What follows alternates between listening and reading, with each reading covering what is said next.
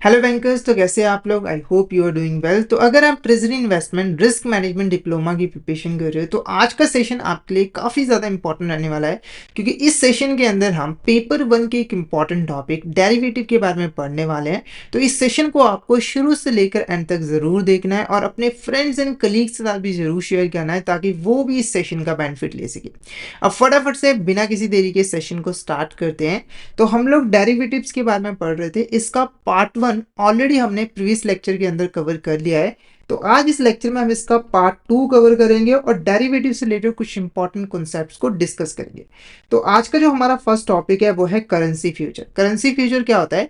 तो currency future एक ऐसा कॉन्ट्रैक्ट होता है दो पार्टीज के बीच में, जहां पर वो दो पार्टीज आपस में एग्री करते हैं कि एक फ्यूचर डेट के ऊपर, एक प्री डिटरमाइंड एक्सचेंज रेट के ऊपर वो एक दूसरे से करेंसीज को बाय और सेल करेंगे। जैसे मान के चलिए एक ए पर्सन है और यहाँ पर बी पर्सन है, ठीक है। तो ए ने बी के साथ कॉन्ट्रैक्ट किया कि जो ए पर्सन है वो 6 महीनों के बाद 1000 USD जो है वो बी पर्सन को सेल करेगा एक प्री डिटरमाइंड एक्सचेंज रेट के ऊपर, जो कि है 1 USD is equal to 80 rupees, ठीक है। तो ये जो फाइनेंशियल कॉन्ट्रैक्ट इनके बीच में हुआ है इसी को हम यहाँ पर करेंसी फ्यूचर जो है वो कहते हैं। तो करेंसी फ्यूचर को पहली बार जो है यूएसए के अंदर 1972 के अंदर इंट्रोड्यूस किया गया था और इसे international money market at Chicago में जो है इंट्रोड्यूस किया गया था, ठीक है। करेंसी फ्यूचर की बात करें तो ये एक स्टैंडर्डाइज कॉन्ट्रैक्ट है जहां पर ये पार्टीज को अलाउ करता है कि वो एक करेंसी के बदले में दूसरी करेंसी को बाय और सेल कर सकते हैं एक फ्यूचर डेट के ऊपर, एक प्री डिटरमाइंड एक्सचेंज रेट के ऊपर। और इसका यूज बेसिकली जो करेंसी एक्सपोजर होता है, जो करेंसी रिस्क होता है, उसको हेज करने के लिए किया जाता है। जैसे देखो, जो एक्सचेंज रेट है ना वो बहुत ज़्यादा डायनेमिक होता है और बहुत जल्दी चेंज होता रहता है। इसकी वजह से आपको लॉस हो सकते हैं। जैसे मान के चलिए अभी आपके पास $100 है और अभी जो रेट चल रहा है वो चल रहा है 1 USD is equal to 80 rupees, ठीक है। तो अभी आपको $1 के बदले में 80 रुपये मिल रहा है। हो सकता है कि फ्यूचर में जाकर ये जो रेट है वो कम होकर सिर्फ 70 रुपीज हो जाए। तो इससे हर डॉलर के ऊपर आपको 10 रुपये का नुकसान हो जाएगा। तो इस तरह के रिस्क को मैनेज करने के लिए हम इन फ्यूचर्स का यूज करते हैं। फिर बात करते हैं बॉन्ड फ्यूचर का। देखो, बॉन्ड फ्यूचर के अंदर बेसिकली जो बॉन्ड है उसको बाय और सेल करने का कॉन्ट्रैक्ट किया जाता है, ठीक है। तो बॉन्ड फ्यूचर क्या है? एक फाइनेंशियल कॉन्ट्रैक्ट है जहां पर दो पार्टीज आपस में कॉन्ट्रैक्ट करते हैं कि वो एक पर्टिकुलर बॉन्ड को एक फ्यूचर डेट के ऊपर प्री डिटरमाइंड प्राइस के ऊपर बाय और सेल जो है वो करेंगे। और ये जो कॉन्ट्रैक्ट्स होते हैं वो बेसिकली एक्सचेंज के ऊपर जो है वो ट्रेड किए जाते हैं, इसीलिए हम इसको बॉन्ड फ्यूचर जो है वो कहते हैं। और इसके जो टर्म एंड कंडीशंस होते हैं जैसे कि मेच्योरिटी वगैरह वो पहले से ही फिक्स होते हैं, ठीक है। अगर हम बॉन्ड फ्यूचर्स की बात करें तो मेनली इंटरनेशनल एक्सचेंज के ऊपर दो मेच्योरिटी डेज होती हैं बॉन्ड्स की। कहने का मतलब क्या है कि जो बॉन्ड फ्यूचर्स हैं उनकी जो टू मेच्योरिटी डेट्स हैं वो है 5 years और 10 years। हालांकि इसके नज़दीक और भी मेच्योरिटी पीरियड्स हो सकते हैं पर मेनली हम इन दोनों का ही ट्रेड जो है वो करते हैं, ठीक है। तो एक नॉशनल बॉन्ड जिसका जो मेच्योरिटी पीरियड है वो 5 से 10 साल रहता है, उसके ऊपर हम एक नॉशनल यील्ड जो है वो क्रिएट करते हैं और इसको एज अ बेंचमार्क जो है वो यूज करते हैं, ठीक है। और जब इन बॉन्ड के प्राइजेस फ्लक्चुएट्स होते हैं तो ये जो प्राइजेस हैं, ये जो प्राइजेस फ्लक्चुएट हो रहे हैं इसकी वजह से जो इंटरेस्ट रेट में चेंज आता है और जो इंटरेस्ट रेट है वो बेसिकली नॉशनल यील्ड के आसपास ही जो है वो घूमता है, ठीक है। जब यहाँ पर ट्रांजेक्शन को सेटल करने की बारी आती है तो एक डिलीवरेबल बास्केट होती है। डिलीवरेबल बास्केट क्या होती है? तो देखो, जितने भी हमारे यहाँ पर बॉन्ड्स हैं जिनकी जो मेच्योरिटी पीरियड है वो 5 से लेकर 10 साल है या फिर इसके आसपास है, तो उसका हम एक बास्केट बना देते हैं, ठीक है। फिर और ये जो बास्केट है ये बेसिकली डिटरमाइन करने का काम एक्सचेंज जो है वो करते हैं। फिर इनका ट्रेड जो है वो फ्यूचर के अंदर जो है वो किया जाता है, ठीक है। जो पार्टीज हैं वो फिजिकली डिलीवर कर सकते हैं या फिर जो कॉन्ट्रैक्ट जो है एक्सपायरी हो जाएगा तो वहां पर कैश पेमेंट वगैरह भी की जा सकती है। नेक्स्ट है हमारे यहाँ पर स्टॉक इंडेक्स फ्यूचर। अब ये स्टॉक इंडेक्स फ्यूचर क्या होता है? तो स्टॉक इंडेक्स फ्यूचर को समझने से पहले स्टॉक इंडेक्स को समझ लीजिए, ठीक है। देखो, एक स्टॉक एक्सचेंज के अंदर बहुत सारे स्टॉक्स का ट्रेड किया जाता है, ठीक है। तो जब हम स्टॉक एक्सचेंज के अंदर जितने भी स्टॉक्स का ट्रेड किया जा रहा है उनकी एवरेज परफॉर्मेंस को निकालते हैं, तो जो एवरेज परफॉर्मेंस होती है उसको हम स्टॉक इंडेक्स कहते हैं। जैसे मान के चलिए एक स्टॉक एक्सचेंज के अंदर 20 स्टॉक्स का यहाँ पर ट्रेड किया जा रहा है, तो इनकी जो एवरेज परफॉर्मेंस होगी उसको हम स्टॉक इंडेक्स जो है वो कहते हैं। स्टॉक इंडेक्स फ्यूचर के अंदर बेसिकली जो पार्टीज होती हैं वो आपस में कॉन्ट्रैक्ट करते हैं कि वो एक प्री डिटरमाइंड प्राइस के ऊपर स्टॉक मार्केट इंडेक्स को खरीदेगी और बेचेगी। तो यहाँ पर देख लीजिए ये एक फाइनेंशियल कॉन्ट्रैक्ट है जो कि इन्वेस्टर्स को अलाउ करते हैं कि वो एक स्पेसिफाइड एक pre determined value of stock market index को बाय कर सकते हैं, सेल कर सकते हैं एक फ्यूचर डेट के ऊपर, एक प्री डिटरमाइंड प्राइस के ऊपर। ठीक है। अब ये जो स्टॉक मार्केट, ये जो स्टॉक इंडेक्स फ्यूचर्स है, इनका यूज किस लिए किया जाता है? तो बेसिकली देखो, ये एक तरह का हेजिंग मैकेनिज्म है। इसकी हेल्प से जो स्टॉक होल्डर्स होते हैं, जिन्होंने इक्विटी शेयर्स वगैरह को बाय किया होता है, वो यहाँ पर स्टॉक मार्केट के अंदर अगर कोई एडवर्स मूवमेंट्स होती है तो उससे खुद को बचाते हैं। ठीक है, क्योंकि वो पहले किसी पार्टी के साथ जो है वो स्टॉक इंडेक्स की जो वैल्यू है, प्राइस है, उसको पहले ही फिक्स कर लेते हैं, जिससे अगर वो एडवर्स मूवमेंट होती भी है तो उनको कोई भी नुकसान नहीं होता है। ठीक है, क्योंकि जो भी नुकसान होता है वो दूसरी पार्टी से कंपनसेट जो है वो करवा लेते हैं। ठीक है। ट्रेडिंग का यूज बेसिकली स्पेकुलेटिंग के लिए भी यहाँ पे जो है वो यूज किया जाता है। अगर कोई प्रॉफिट कमाना चाहता है तो वो फ्यूचर डायरेक्शन का पता लगाकर, मतलब कि उसका एस्टिमेट लगाकर स्पेकुलेशन पर्पसेस के लिए भी इनको यूज कर सकता है। ठीक है। अब इन कॉन्ट्रैक्ट की खासियत क्या होती है कि ये जितने भी कॉन्ट्रैक्ट्स होते हैं, ये जो फ्यूचर्स कॉन्ट्रैक्ट होते हैं, वो सिर्फ और सिर्फ स्टॉक इंडेक्स की न्यूमेरिकल वैल्यू के साथ जो है वो रिलेटेड होते हैं, उनके ऊपर बेस्ड होते हैं। यहाँ पर हमें स्टॉक्स की कोई भी फिजिकल डिलीवरी जो है वो नहीं करनी पड़ती है। अगर हम कॉन्ट्रैक्ट की सेटलमेंट की बात करें तो ये हमेशा जो है वो कैश में जो है वो की जाती है, और ये जो कैश है, यानी कि कितना कैश पे किया जाएगा एक पार्टी के द्वारा दूसरी पार्टी को, वो डिपेंड करता है कि एग्रीड प्राइस कितना है और एक्चुअल इंडेक्स वैल्यू कितना है। ऐसे अगर एवरेज प्राइस इंडेक्स का कितना है, यहाँ पर 50 है, और आपका जो एक्चुअल इंडेक्स वैल्यू है वो यहाँ पर 60 है, तो 10 का डिफरेंस है, तो ये यहाँ पर कैश जो है वो पे किया जाएगा। ठीक है। अगर हम इंडिया की बात करें तो दो तरह के हमारे पास स्टॉक इंडेक्स फ्यूचर्स हैं। कौन कौन से हैं? एक बॉम्बे स्टॉक एक्सचेंज फ्यूचर्स, ठीक है, जो कि यहाँ पर सेंसेक्स इंडेक्स के ऊपर बेस्ड है, और एक है नेशनल स्टॉक एक्सचेंज फ्यूचर, जो कि निफ्टी 50 इंडेक्स के ऊपर जो है वो बेस है। ठीक है। अब बात करेंगे प्राइसिंग ऑफ फाइनेंशियल फ्यूचर्स। तो ये जो फाइनेंशियल फ्यूचर्स होते हैं, इनकी प्राइसिंग कैसे की जाती है? तो पहले अगर हम कमोडिटी फ्यूचर की बात करें, यानी कि अगर किसी कमोडिटी के लिए फ्यूचर कॉन्ट्रैक्ट किया गया तो उसकी प्राइसिंग कैसे की जाती है? तो मेनली यहाँ पर तीन कंपोनेंट होते हैं प्राइस के। कौन कौन से कंपोनेंट होते हैं? एक होता है कि जो अंडरलाइंग एसेट है उसका स्पॉट प्राइस कैसा है। जैसे अगर मान के चले जो अंडरलाइंग एसेट है वो गोल्ड है, तो इसका स्पॉट प्राइस क्या है, जिस दिन कॉन्ट्रैक्ट किया जा रहा है उस दिन इसका प्राइस क्या है। उसके बाद इस एसेट को फाइनेंस करने के लिए, स्टोर करने के लिए, इंश्योर करने के लिए, ट्रांसपोर्ट करने के लिए कितना खर्च आया है। उसके बाद अगर हमें इससे कोई इनकम रिसीव हुई है तो इन तीन कंपोनेंट को हम कंसीडर करते हैं, और इन तीन कंपोनेंट से हम कैलकुलेट करते हैं कि प्राइस कितना होगा फ्यूचर कॉन्ट्रैक्ट का। तो देखो तीनों फैक्टर को कैसे यूज किया जाता है। तो मेनली देखो, स्पॉट प्राइस को फाइनेंसिंग और अदर कॉस्ट के साथ ऐड किया था और इसमें से इनकम को माइनस किया जाता है। जैसे यहाँ पर फॉर्मूला देखिए, forward price is equal to spot price plus cost minus income. जैसे मान के चलिए अगर सपोर्ट प्राइस है यहाँ पर 5 लाख रुपए और कॉस्ट है यहाँ पर 1 लाख रुपए और इनकम है जो है वो 2 लाख रुपए, तो अगर हम इसको यहाँ पर सॉल्व करें तो कितना आ जाएगा? यहाँ पर 4 लाख रुपए आ जाएगा। ठीक है।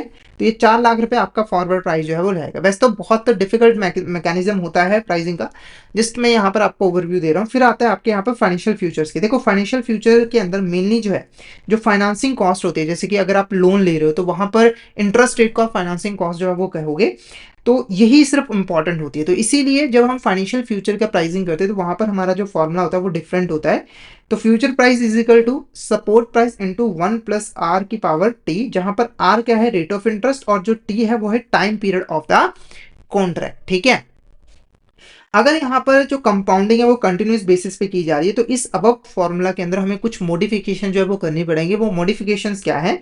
Future price is equal to spot price into E की पावर एन। ठीक है। तो ये यहाँ पर हमारा जो टॉपिक था वो रिलेटेड था फ्यूचर्स के साथ। तो हमने फ्यूचर्स को यहाँ पर अच्छे तरीके से पढ़ लिया, उसके टाइप्स के बारे में अच्छे तरीके से पढ़ लिया है। तो अगर आपको यहाँ तक कोई भी डाउट हो तो आप चैट बॉक्स में मैसेज करके पूछ सकते हो, और अगर आपको क्लियर हो गया तो एक बार चैट बॉक्स में मैसेज करके जरूर बता दीजिएगा कि आपको यहाँ तक क्लियर जो है वो हो गया है। और अगर आप सिस्टमैटिक वे में treasury investment risk management diploma की प्रिपरेशन करना चाहते हो तो आप हमारे कोर्सेज में एनरोल कर सकते हो, जहां पर हम आपको प्रोवाइड करवाते हैं कॉन्सेप्चुअल वीडियोस जो कि हमारे हिंदी और इंग्लिश लैंग्वेज के मिक्स में अवेलेबल होते हैं। इसी के साथ हम आपको mock test, mega mock test भी प्रोवाइड करते हैं, जिनकी हेल्प से आप इजिली रिवीजन कर सकते हो।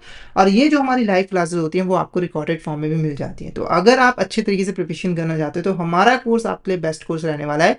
साथ ही साथ बता दूं कि हमारी वीडियोस की ड्यूरेशन जो है वो काफ़ी कम होती है, जिससे आप बहुत ही कम टाइम में treasury investment risk management diploma की प्रिपरेशन कर सकते हो। तो फटाफट से हमारे कोर्स में एनरोल कर लीजिए। हमारे जो कोर्सेज है वो इजीली एक्सेसिबल है। आपको हमारे ऐप जो है वो ऐप स्टोर, प्ले स्टोर दोनों ही जगहों पर मिल जाएंगे। आपको जस्ट टाइप करना है लर्निंग सेशन IBF एग्जाम्स, और इन ऐप के थ्रू आप हमारे कोर्सेज में एनरोल कर सकते हो। और अगर आप अभी हमारे कोर्स में एनरोल करते हो तो आपको कूपन कोड यूज करना पड़ेगा विंटर, और जैसे ही आप इस कूपन कोड को यूज करोगे तो आपको 82% तक का ऑफ जो है वो मिल जाएगा, ठीक है। तो और ये जो ऑफर है वो लिमिटेड टाइम पीरियड के लिए है, तो फटाफट से हमारे कोर्स में एनरोल कर लीजिए, और टेलीग्राम को चैनल को भी जरूर ज्वाइन कर लीजिएगा, क्योंकि हम इसमें एग्जाम से रिलेटेड, क्लासेस से रिलेटेड जितने भी इंपॉर्टेंट अपडेट्स हैं वो डालते रहते हैं। और अगर आपको भी किसी भी तरह की क्वेरी आती है तो आप इस चैनल पर मैसेज कर सकते हो। तो फटाफट से हमारे टेलीग्राम चैनल को ज्वाइन कर लीजिए ताकि कोई इंपॉर्टेंट अपडेट आपसे मिस ना हो जाए। इसका लिंक आपको वीडियो के डिस्क्रिप्शन बॉक्स में मिल जाएगा, ठीक है।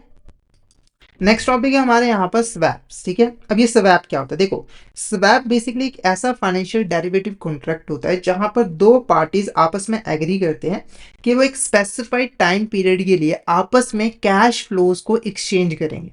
जैसे कि मान के चलिए ए और बी पर्सन है, ठीक है। तो ए पर्सन ने यहाँ पर लोन लिया हुआ है, ठीक है, जिसके ऊपर वो फिक्स इंटरेस्ट रेट पे करता है। बी पर्सन ने भी एक लोन लिया हुआ है जिसके ऊपर वो वेरिएबल इंटरेस्ट रेट जो है वो पे करता है। तो इन्होंने आपस में यहाँ पर कॉन्ट्रैक्ट कर लिया है कि जो ए है वो बी का वेरिएबल इंटरेस्ट रेट पे कर देगा, और बी जो है वो ए का फिक्स इंटरेस्ट रेट जो है वो पे कर देगा, ठीक है। तो यहाँ पर ये आपस में कैश फ्लोज को जो है वो एक्सचेंज कर रहे हैं, तो ये आपका स्वैप कॉन्ट्रैक्ट जो है वो कहलाएगा, ठीक है। और स्वैप का यूज बेसिकली मार्केट में जो कंडीशंस में जो चेंजेस आते हैं, मार्केट कंडीशन में जो चेंजेस आते हैं उससे जो रिस्क अराइज होता है उसको हेज करने के लिए या फिर स्पेकुलेट करने के लिए किया जाता है। अब बात करें टाइप्स ऑफ स्वैप, तो मेनली देखो जो स्वैप होते हैं वो तीन तरह के होते हैं। एक होता है इंटरेस्ट रेट स्वैप, एक होता है करेंसी स्वैप, और एक होता है आपका बेसिस स्वैप, ठीक है। तो एक एक करके इन तीनों टाइप्स के बारे में समझते हैं और अच्छे तरीके से स्वैप डेरिवेटिव प्रोडक्ट को जानते हैं, ठीक है। तो पहली जो टाइप है वो है इंटरेस्ट रेट स्वैप, ठीक है। इंटरेस्ट रेट स्वैप के अंदर क्या होता है, नॉर्मली देखो जब आप कोई लोन लेते हो तो उसके ऊपर दो तरह का इंटरेस्ट आपको पे करना पड़ सकता है। एक होता है फिक्स इंटरेस्ट, जो अंटायर लोन ड्यूरेशन जो है वो फिक्स रहता है, उसमें कोई भी चेंज नहीं आता। मार्केट में जो फ्लक्चुएशंस आते हैं उसकी वजह से आपका इंटरेस्ट रेट चेंज नहीं होता है। एक होता है variable interest rate. Variable interest rate ऐसा इंटरेस्ट रेट होता है जो कि किसी बेंचमार्क इंटरेस्ट रेट के साथ जो है वो लिंक्ड होता है, और जब उस बेंचमार्क इंटरेस्ट रेट में चेंजेस आते हैं तो आपका जो इंटरेस्ट रेट है वो भी यहाँ पर चेंज जो है वो होता रहता है, ठीक है। इसके बारे में डिटेल में मैंने प्रीवियस लेक्चर में आपको समझाया था। तो इंटरेस्ट रेट स्वैप के अंदर होता क्या है, बेसिकली एक पार्टी जो है दूसरे पार्टी के साथ अपना एक्सचेंज रेट को जो इंटरेस्ट रेट है उसको जो है आपस में एक्सचेंज करते हैं। जैसे एग्जांपल के माने चलिए ए और बी पर्सन है, ठीक है, जो मैंने आपको ऊपर एग्जांपल दी थी ना कि ये फिक्स इंटरेस्ट रेट पे कर रहा है और ये यहाँ पर वेरिएबल इंटरेस्ट रेट पे कर रहा है, ठीक है। तो इन्होंने आपस में कॉन्ट्रैक्ट किया है कि जो बी है वो ए का फिक्स इंटरेस्ट रेट पे कर देगा और जो ए है वो बी का वेरिएबल इंटरेस्ट रेट पे कर देगा। तो यहाँ पर ये आपस में क्या कर रहे हैं, जो इंटरेस्ट रेट है उसको आपस में एक्सचेंज कर रहे हैं, तो ये आपका इंटरेस्ट रेट स्वैप जो है वो कहलाएगा, ठीक है। उसके बाद देखो क्या है यहाँ पर करेंसी स्वैप। करेंसी स्वैप क्या होता है, देखो करेंसी स्वैप में क्या होता है कि जो दो पार्टीज होती हैं वो आपस में कैश फ्लो को एक्सचेंज करती है। क्या करते हैं, कैश फ्लो को एक्सचेंज करते हैं, और ये जो कैश फ्लो होता है वो दो डिफरेंट ठीक है, दो डिफरेंट करेंसीज में होती हैं। मतलब कि जो एक पार्टी है वो बेसिकली किसी दूसरी पार्टी के साथ कैश फ्लो को एक्सचेंज करता है, और ये जो कैश फ्लो एक्सचेंज किया जा रहा है दोनों पार्टीज के द्वारा, ये दो डिफरेंट करेंसीज में जो है वो किया जा रहा है। इसको मैं एग्जांपल से आपको समझा देता हूं। मान के चलिए एक ए पर्सन है और यहाँ पर एक बी पर्सन है, ठीक है। तो ए पर्सन की एक कंपनी है जो कि मान ले चलिए यूएसए में ऑपरेट करती है, और ये जो बी है ये बेसिकली यूएसए का पर्सन है, और बी की एक कंपनी है जो कि इंडिया के अंदर ऑपरेट करती है, ठीक है। और ये जो बंदा है वो इंडिया का है, ठीक है। अब जो ए है उसको अपनी कंपनी को फंडिंग प्रोवाइड करनी है जो कि यूएसए के अंदर ऑपरेट करती है, और बी को फंडिंग प्रोवाइड करनी है इंडिया की कंपनी को, मतलब कि इंडिया में अपनी कंपनी को, ठीक है। तो इन्होंने आपस में यहाँ पर कॉन्ट्रैक्ट किया, क्या कॉन्ट्रैक्ट किया कि जो ए पर्सन है ना वो इंडिया के अंदर लोन लेगा, मान के जैसे 100 करोड़ रुपए की फंडिंग है, 100 करोड़ रुपए का लोन देगा और इसे सस्ते दामों पे लोन मिल भी जाएगा। और ये जो 100 करोड़ रुपए है वो बेसिकली बी की जो इंडिया में कंपनी है उसको दे देगा, और जो बी है वो बेसिकली 100 करोड़ के इक्वल जितना भी यूएसडी डॉलर होगा उसका लोन लेगा यूएसए से, वहां पर उसको सस्ते दामों पर लोन मिल जाएगा, और ये पैसा जो है वो दे देगा यूएसए के अंदर उस कंपनी को जो कि ए की है, ठीक है। तो यहाँ पर इन्होंने बेसिकली आपस में कैश फ्लो को जो है वो एक्सचेंज किया है, तो इसको हम बेसिकली क्या कहते हैं, करेंसी स्वैप जो है वो कहते हैं। करेंसी स्वैप की बात करें तो मेनली तीन तरह के होते हैं करेंसी स्वैप। पहला देखो प्रिंसिपल प्लस इंटरेस्ट स्वैप, जिसके अंदर प्रिंसिपल और कूपन फ्लो दोनों आ जाते हैं। फिर आपके आ जाते हैं यहाँ पर प्रिंसिपल ओनली स्वैप, जिसके अंदर सिर्फ प्रिंसिपल अमाउंट होती है। मतलब कि देखो यहाँ पर क्या होता है कि जब आप लोन लेते हो तो वहां पर प्रिंसिपल की रीपेमेंट करनी पड़ती है, कूपन की भी पेमेंट करनी पड़ती है, तो दोनों चीजें इसमें कवर हो जाती हैं। पर जो प्रिंसिपल ओनली स्वैप होता है इसके अंदर सिर्फ प्रिंसिपल अमाउंट ही कवर होती है। और कूपन की बात की जाए तो इसमें सिर्फ कूपन का जो अमाउंट होता है वही यहाँ पर कवर होता है, सिर्फ कूपन की जो अमाउंट है उसी को आपस में एक्सचेंज किया जाता है। फिर आता है बेसिस स्वैप। बेसिस स्वैप के अंदर क्या होता है, देखो जब हम वेरिएबल इंटरेस्ट रेट की यहाँ पर बात करते हैं तो जो वेरिएबल इंटरेस्ट रेट है वो एक बेंचमार्क रेट के साथ जो है वो लिंक्ड होता है। और ये जो बेंचमार्क रेट है वो अलग अलग हो सकते हैं, जैसे कि एक इंटरेस्ट रेट जो है वो माइबोर के साथ लिंक्ड हो सकता है, एक जो है वो लाइबोर के साथ लिंक्ड हो सकता है, ठीक है। तो यहाँ पर बेसिस स्वैप के अंदर इंटरेस्ट रेट को एक्सचेंज किया जाता है आपस में, और ये जो इंटरेस्ट रेट होता है वो वेरिएबल इंटरेस्ट रेट होता है जो कि अलग अलग बेंचमार्क रेट के साथ लिंक्ड होता है। जैसे मान के चलिए एक वेरिएबल इंटरेस्ट रेट है जो कि लाइबोर के साथ लिंक्ड है, और एक वेरिएबल इंटरेस्ट रेट है जो कि यूरिबोर के साथ जो है वो लिंक्ड है, ठीक है।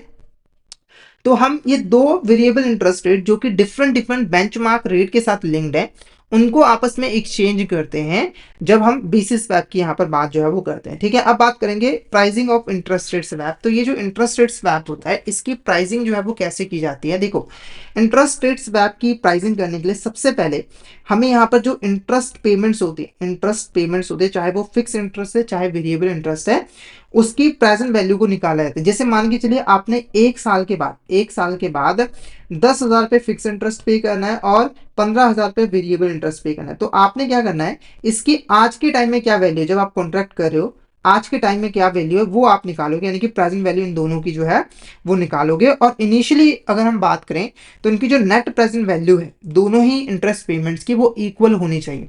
अब नेट प्रेजेंट वैल्यू यहाँ पर क्या है, तो देखो नॉर्मली जब हम प्रेजेंट वैल्यू, ठीक है, जो आपकी यहाँ पर प्रेजेंट वैल्यू होती है, ठीक है, और जो फ्यूचर कैश फ्लोज है उनको कंपेयर करते हैं तो उनका जो डिफरेंस होता है वो नेट प्रेजेंट वैल्यू होता है। जैसे कि अगर मान के चले फ्यूचर कैश फ्लो है आपका 10,000 रुपये फिक्स इंटरेस्ट रेट आपको एक साल के बाद पे करना है, ये फ्यूचर कैश फ्लो हो गया, ठीक है। उसके बाद जब आपने इसकी नेट प्रेजेंट वैल्यू निकाली तो वो 9,000 रुपये, डिफरेंस निकल कर आया 1,000 रुपये, तो ये आपका नेट प्रेजेंट वैल्यू है। तो जब आप इनिशियली बात करें तो फिक्स इंटरेस्ट रेट और वेरिएबल इंटरेस्ट रेट दोनों का ही जो नेट प्रेजेंट वैल्यू है वो इक्वल होना चाहिए, ठीक है। उसके बाद क्या करना है, तो आपको एक जीरो रेट जो है वो कैलकुलेट करना है। देखो जो फिक्स रेट लैग है उसकी प्रेजेंट वैल्यू हम कैसे निकालते हैं, तो सबसे पहले देखो जो गवर्नमेंट सिक्योरिटीज है उसके ऊपर जो आपको इंटरेस्ट मिलता है वो रिस्क फ्री इंटरेस्ट होता है, ठीक है। और ये हमें हमारे पास अवेलेबल होते हैं, इसीलिए हम क्या करते हैं इनसे रिस्क फ्री जीरो रेट जो है वो निकालते हैं।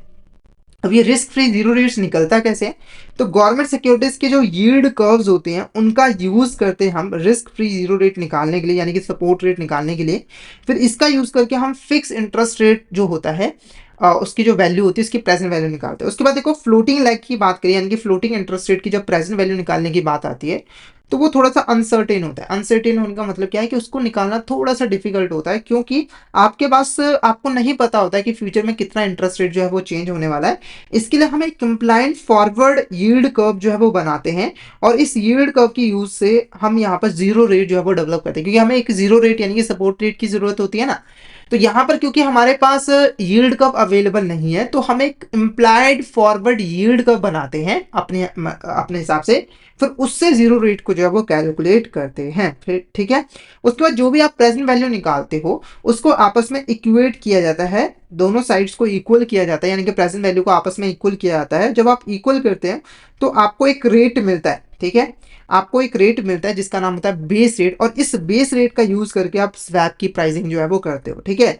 अब हम जो है बूटस्ट्रैपिंग मैथमेटिकल प्रोसेस का यहाँ पर यूज करते हैं जीरो रेट्स को एक्वायर करने के लिए, यानी कि जीरो रेट्स को यूज करने के लिए, ठीक है।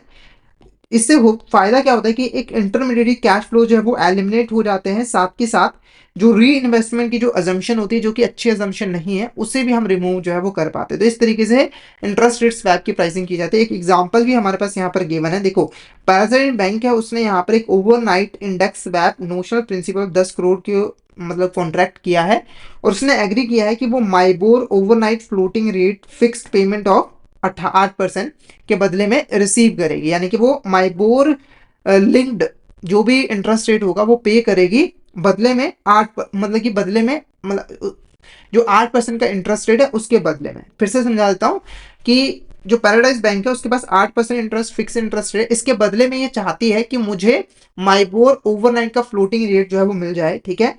तो स्वैप जो एंटर किया गया वो 6 अप्रैल 2015 को किया गया और ये 7 अप्रैल 2015 से स्टार्ट होगा और ये 7 दिनों के लिए किया गया है। जो पैराडाइज बैंक है वो फ्लोटिंग रेट यहाँ पर जो है वो पे करेगी 8% फिक्स इंटरेस्ट रेट के बदले में, ठीक है। तो जो डेली बेसिस पे जो फ्लोटिंग रेट यहाँ पर निकलता है वो निकलता है आपका यहाँ पर माइबोर है, पहले दिन है 7.75%, दूसरे दिन है 8.15%, फिर तीसरे दिन है 8.12%, ऐसे ही बाकी दिन भी कैलकुलेट किया। फिर इससे जो इंटरेस्ट पेमेंट है वो अगर निकाले हम तो ये आपका 21232, ठीक है।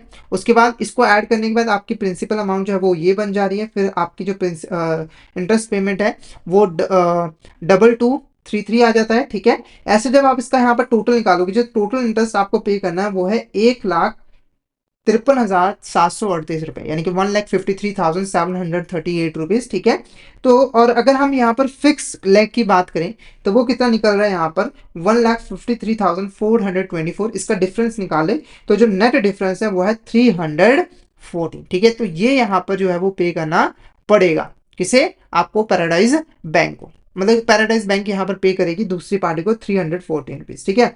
अब बात करेंगे इंटरेस्ट रेट स्वैप की टाइप्स के बारे में। तो एक आता है आपका यहाँ पर प्लेन वैनिला स्वैप, ये एक सिंपल स्वैप कॉन्ट्रैक्ट होता है, इंटरेस्ट रेट स्वैप कॉन्ट्रैक्ट होता है जिसके अंदर आप फिक्स इंटरेस्ट रेट को फ्लोटिंग रेट के साथ जो है वो एक्सचेंज करते हो। उसके बाद आता है एन अमोर्टाइजिंग स्वैप, इसके अंदर क्या होता है, इसके अंदर आप जो नोशनल प्रिंसिपल अमाउंट होती है वो समय के साथ रिड्यूस होते रहते हैं। जैसे नॉर्मली देखो, जब आप बैंक से कोई लोन लेते हो तो जब आप ईएमआई पेस करते रहते हो तो आपका जो प्रिंसिपल आउटस्टैंडिंग लोन अमाउंट है वो कम होता जाता है, जिससे आपकी इंटरेस्ट पेमेंट भी कम होती जाती है। तो सेम चीज यहाँ पर भी एप्लीकेबल होती है कि जो नोशनल प्रिंसिपल अमाउंट है वो कम होता जाएगा और जो आप इंटरेस्ट रेट पे करोगे वो भी समय के साथ जो है वो रिड्यूस होता रहेगा। उसके बाद स्टेप स्टेप ऑफ स्वैप, ये बिल्कुल उल्टा है अमोर्टाइजिंग स्वैप का। इसके अंदर क्या होता है कि जो प्रिंसिपल होता है वो समय के साथ इंक्रीज होता रहता है। जैसे आप मान के चलिए कि कई बार आप लोन लेते हो, आप कहते हो कि हम पीरियड के एंड में इंटरेस्ट भी पे कर देंगे, प्रिंसिपल अमाउंट भी रीपे कर देंगे। तो समय के साथ आपका जो इंटरेस्ट होता है वो प्रिंसिपल में ऐड होता जाता है, ठीक है, जिससे आपकी प्रिंसिपल अमाउंट इंक्रीज होती जाती है, जिससे आपका जो इंटरेस्ट है वो भी इंक्रीज होता जाता है। तो सेम चीज यहाँ पर एप्लीकेबल होती है। उसके बाद एक्सटेंडेबल स्वैप, देखो अगर दो पार्टीज में से किसी एक पार्टीज के पास भी ये राइट है कि वो स्वैप की जो मेच्योरिटी पीरियड है उसको एक्सटेंड कर सकती है। जैसे मेच्योरिटी पीरियड पहले 4 साल था तो उसे एक्सटेंड करके वो 5 साल या 6 साल कर सकती है, तो ये आपका एक्सटेंडेबल स्वैप होता है। उसके बाद अगर मान के चलिए कोई स्वैप कॉन्ट्रैक्ट किया गया है दो पार्टीज के बीच में और उन्होंने आपस में डिसाइड किया है कि स्वैप कॉन्ट्रैक्ट को जो है एक फ्यूचर डेट के ऊपर जो है वो सेटल किया जाएगा। जैसे दो पार्टीज में आपस में कॉन्ट्रैक्ट कर लिया स्वैप का और उन्होंने कहा कि 6 महीनों के बाद इस कॉन्ट्रैक्ट को सेटल किया जाएगा, तो ये आपका एक तरह का डिलेड स्टार्ट स्वैप या फिर डेफर्ड स्वैप या फिर फॉरवर्ड स्वैप जो है वो कहलाएगा, जो भी आप कह लीजिए। उसके बाद इंटरेस्ट रेट स्वैप के रिगार्डिंग आरबीआई ने यहाँ पर कुछ गाइडलाइंस जो है वो दी है। वो गाइडलाइंस क्या है, सबसे पहले देखो जो शेड्यूल कमर्शियल बैंक है, प्राइमरी डीलर्स है और ऑल इंडिया फाइनेंशियल इंस्टीट्यूशंस है, वो इंटरेस्ट रेट स्वैप का यूज कर सकते हैं अपनी फाइनेंशियल पोजीशन को मैनेज करने के लिए, यानी कि अपने रिस्क को मैनेज करने के लिए। हालांकि जो रीजनल रूरल बैंक है उनको अलाउ नहीं किया गया है, बाकी सभी शेड्यूल कमर्शियल बैंक ऐसा कर सकते हैं। साथ के साथ जो शेड्यूल कमर्शियल बैंक्स हैं ये बेसिकली ये जो प्रोडक्ट्स हैं वो कॉर्पोरेट्स को भी ऑफर कर सकते हैं ताकि वो अपने बैलेंस शीट एक्सपोजर को मैनेज कर सके और जो भी रिस्क है उसको हेज जो है वो कर सके, ठीक है।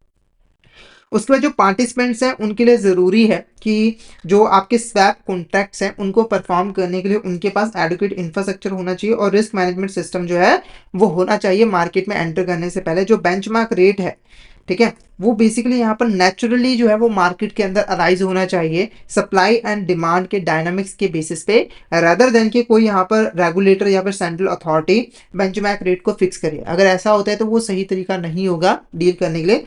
ध्यान रखने की जो बेंचमार्क रेट है वो नेचुरली मार्केट के अंदर अराइज जो है वो होना चाहिए, यानी कि डेवलप जो है वो होना चाहिए, ठीक है। जो पार्टीज हैं उनको पूरी फ्रीडम दी गई है कि वो किसी भी डोमेस्टिक मनी या फिर डेट मार्केट रेट को एज अ बेंचमार्क रेट जो है वो यूज कर सकती है, बस कंडीशन ये है कि जो वो रेट है वो ऑब्जेक्टिव, ट्रांसपेरेंट और म्यूचुअली एक्सेप्टेबल जो है वो होना चाहिए।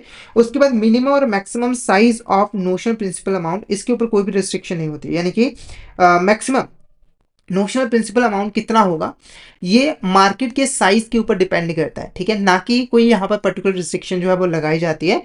और टेन्योर के ऊपर भी कोई भी यहाँ पर रिस्ट्रिक्शन नहीं होती है। बैंक और फाइनेंशियल इंस्टीट्यूशन या फिर जो प्राइमरी डीलर्स हैं उनको जो भी ट्रांजेक्शन है, चाहे FRA है, चाहे IRS है, इनके लिए एक कैपिटल जो है वो मेंटेन करके रखनी पड़ती है, ताकि फ्यूचर में अगर कोई लॉस होता है तो उस लॉस को वो जो है वो कवर कर पाए इन ट्रांजेक्शन की वजह से, ठीक है।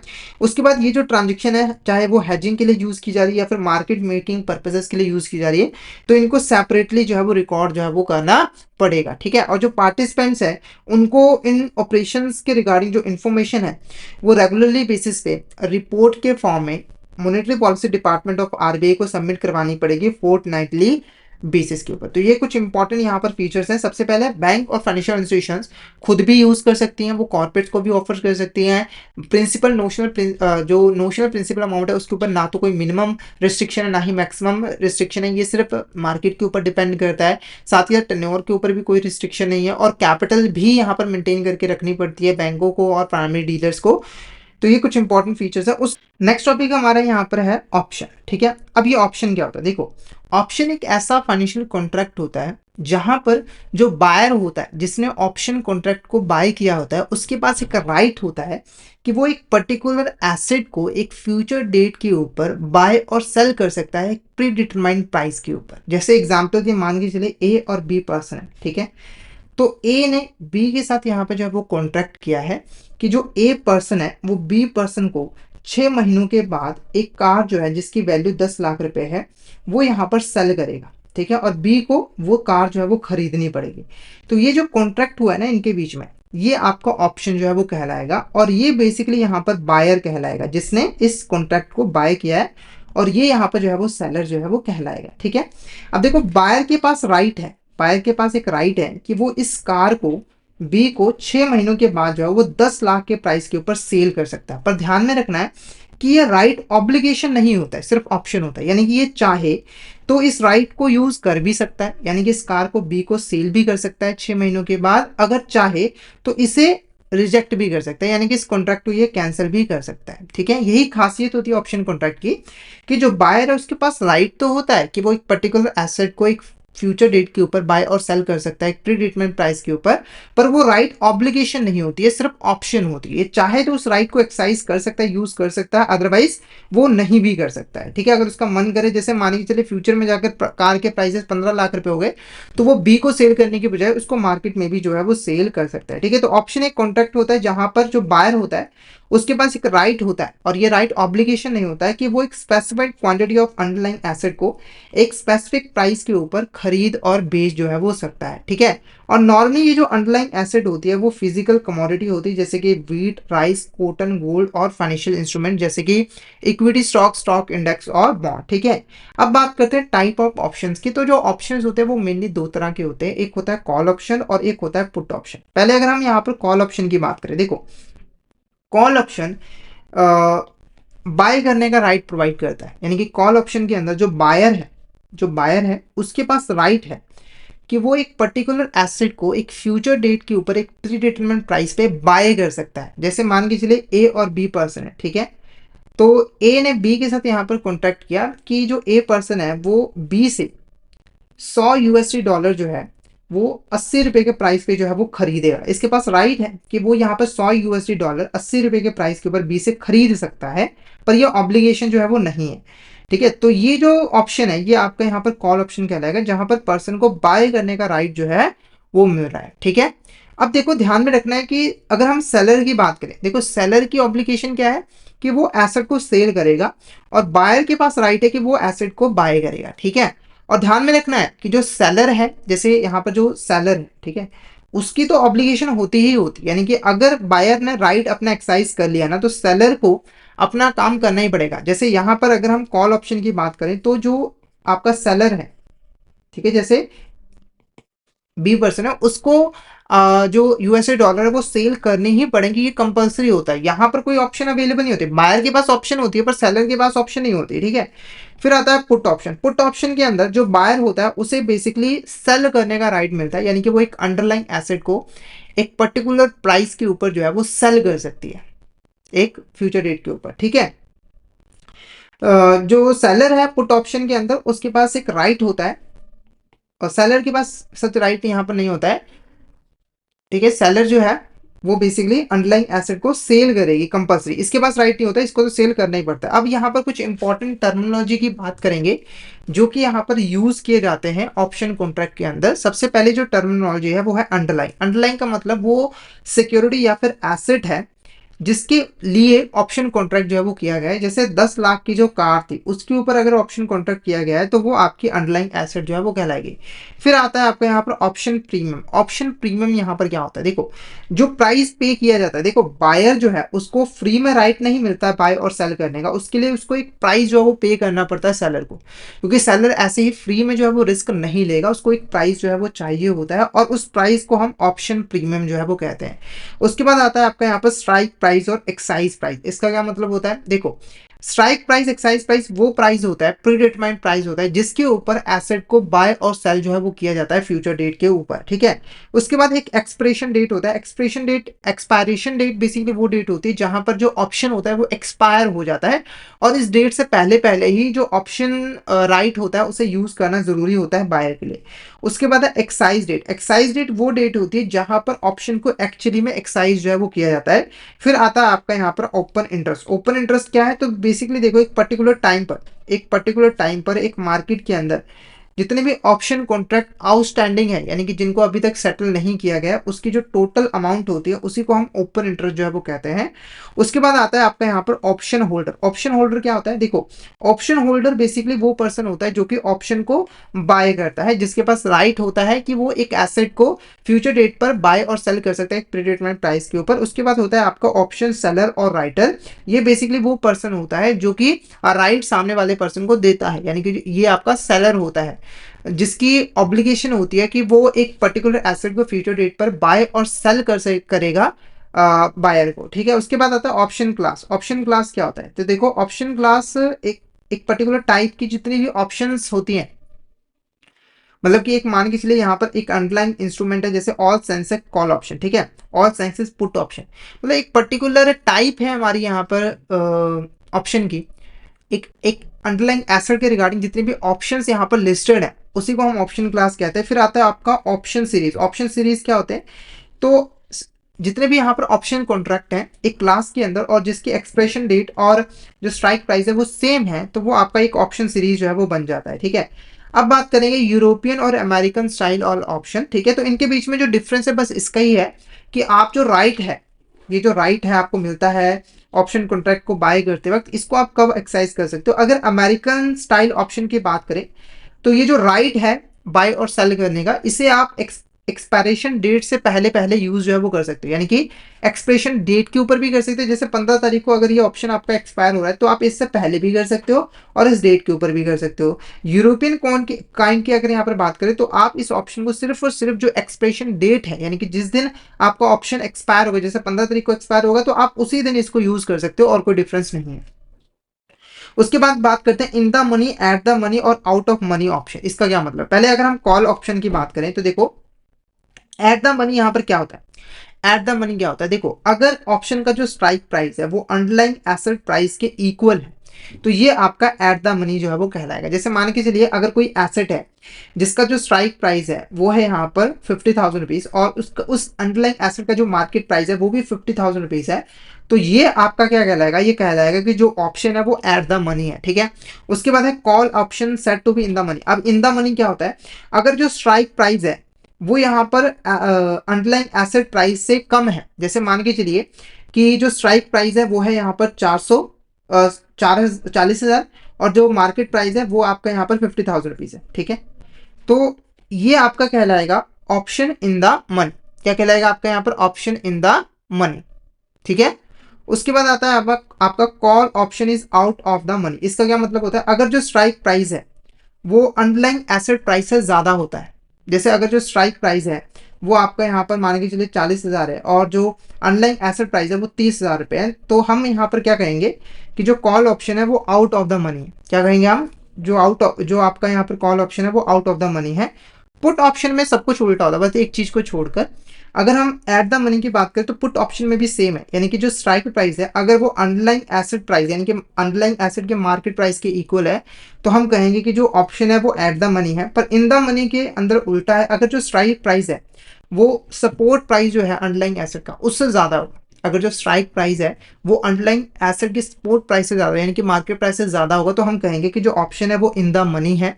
और अगर हम बात करें आउट ऑफ द मनी, तो अगर जो स्ट्राइक प्राइस है वो अंडरलाइंग एसेट की सपोर्ट प्राइस से कम है तो हम कहेंगे कि आउट ऑफ द मनी है। ठीक है, इसको एक टेबल की हेल्प से समझ लीजिए।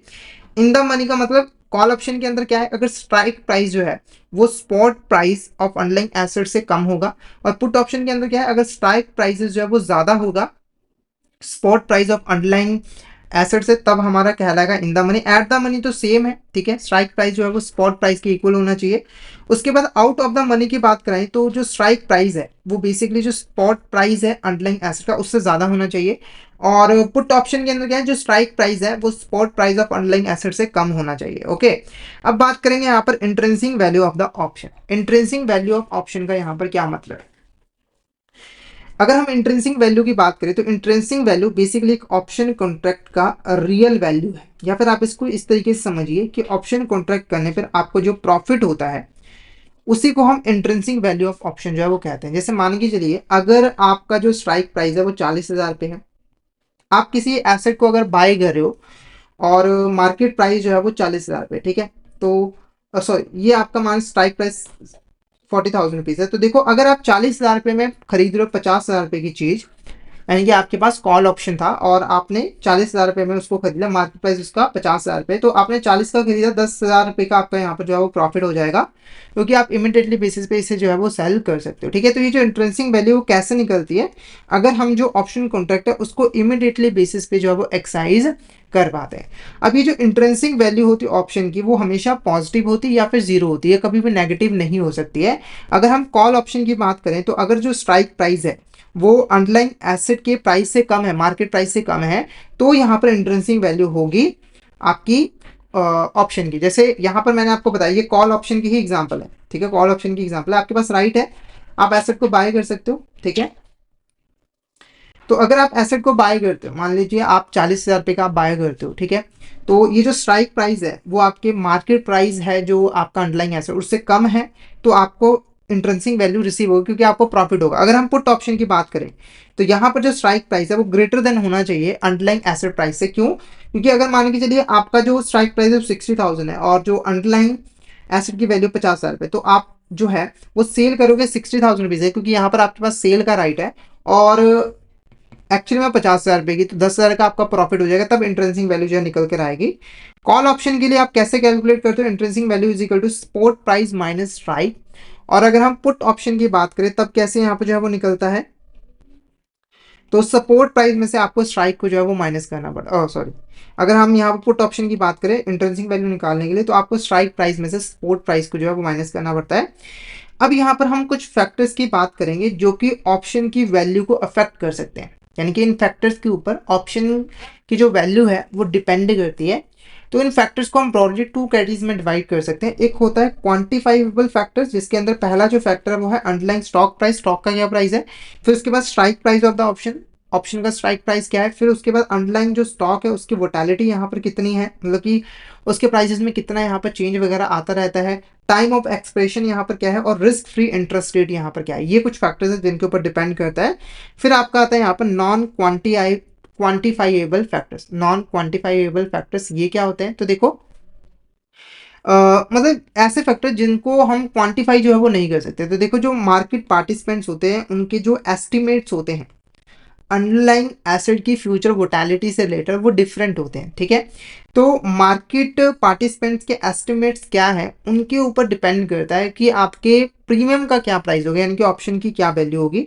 उसके बाद इंडिविजुअल के जो वेरिंग एस्टिमेट्स होते हैं future performance of the underlying asset, वो उसके ऊपर भी डिपेंड करता है, और जो सप्लाई ऑफ डिमांड है, सप्लाई एंड डिमांड है, उसके ऊपर भी जो है वो डिपेंड करता है। ठीक है, साथ ही साथ ऑप्शन मार्केट की जो डेप्थ है वो कितनी है, यानी कि कितनी ट्रांजेक्शन्स यहाँ पे जो है वो परफॉर्म की जा रही है, कॉन्ट्रैक्ट्स का ट्रेडिंग वैल्यू वॉल्यूम क्या है एक गिवन डे के ऊपर। ठीक है, उसके बाद बात करेंगे different pricing models for option. ठीक है, तो यहाँ पर आपके पास ऑप्शंस की प्राइसिंग करने के लिए आपके पास कौन कौन से मॉडल जो है वो अवेलेबल है।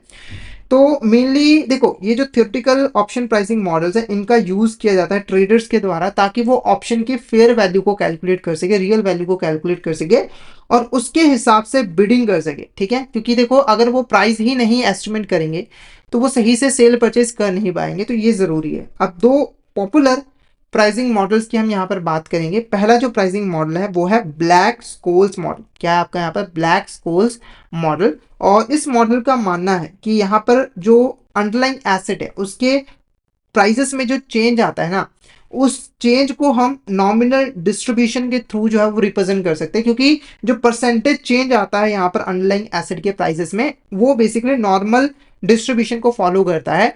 और जो बाइनोमियल मॉडल है उसका मानना है कि जो परसेंटेज चेंज है प्राइस के अंदर, वो बेसिकली बाइनोमियल डिस्ट्रीब्यूशन को जो है वो फॉलो करता है। फिर आपका आता है यहाँ पर ऑप्शन ग्रीक्स। ऑप्शन ग्रीक्स क्या होता है? देखो, जो ऑप्शन का प्राइस होता है वो बहुत सारे फैक्टर्स के ऊपर जो है वो डिपेंड करता है, जैसे कि प्राइस क्या है, वोटेलिटी यहाँ पर क्या है, अंडरलाइंग एसेट का टाइम ऑफ एक्सपायरी क्या है। ठीक है, तो जो ऑप्शन ग्रीक्स हैं ये बेसिकली कुछ टूल्स हैं जो कि इस चीज को मेजर करते हैं कि जो ऑप्शन का प्राइस है, ठीक है, जो ऑप्शन का प्राइस है वो अबव मेंशन फैक्टर में के साथ कितना लिंक्ड है। कहने का मतलब क्या है कि अगर ऑप्शन के प्राइस में चेंज आता है या फिर जो फैक्टर्स हैं उसके अंदर चेंज आता है, तो उसकी वजह से ऑप्शन के प्राइस में कितना चेंज आता है उस चीज को मेजर करता है। तो मेनली यहाँ पर जो प्रोफेशनल ट्रेडर्स होते हैं, ठीक है, जो कि यहाँ पर ट्रेडिंग करते हैं, रिस्क को मैनेज करना चाहते हैं, वो इन टूल्स का यूज करते हैं। कुछ इंपॉर्टेंट ऑप्शन ग्रीक की बात करें तो पहला आता है डेल्टा। डेल्टा बेसिकली हमें इस चीज को मेजर करता है कि अगर ऑप्शन के प्रीमियम और प्राइस में अगर एस्टिमेटेड चेंज आता है तो उसकी वजह से जो अंडरलाइंग एसेट है उसके प्राइसेस में यहाँ पर कितना जो है वो चेंज आएगा।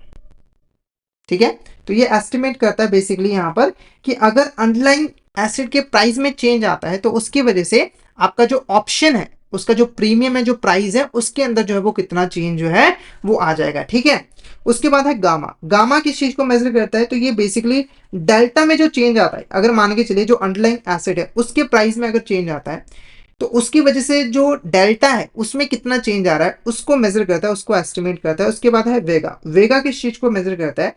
तो वेगा बेसिकली यहाँ पर अगर अंडरलाइंग एसिड के वोटेलिटी में चेंज आता है, अगर जो अंडरलाइंग एसिड है उसकी वोटेलिटी में चेंज आता है तो उसकी वजह से ऑप्शन प्राइस पे क्या चेंज आता है उसको एस्टिमेट करता है वेगा। उसके बाद है थीटा। थीटा किस चीज को मेजर करता है?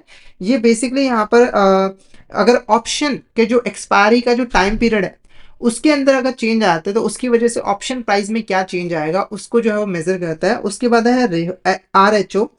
ये बेसिकली यहाँ पे जो ऑप्शन प्राइस है, अगर जो रिस्क फ्री इंटरेस्ट रेट है उसमें चेंज आता है, ठीक है, तो उसकी वजह से जो ऑप्शन का प्राइस है उसमें कितना चेंज आएगा उस चीज को जो है वो मेजर करता है। ठीक है, क्लियर है आपको यहाँ तक? कोई डाउट हो तो आप चैट बॉक्स में मैसेज करके पूछ सकते हो।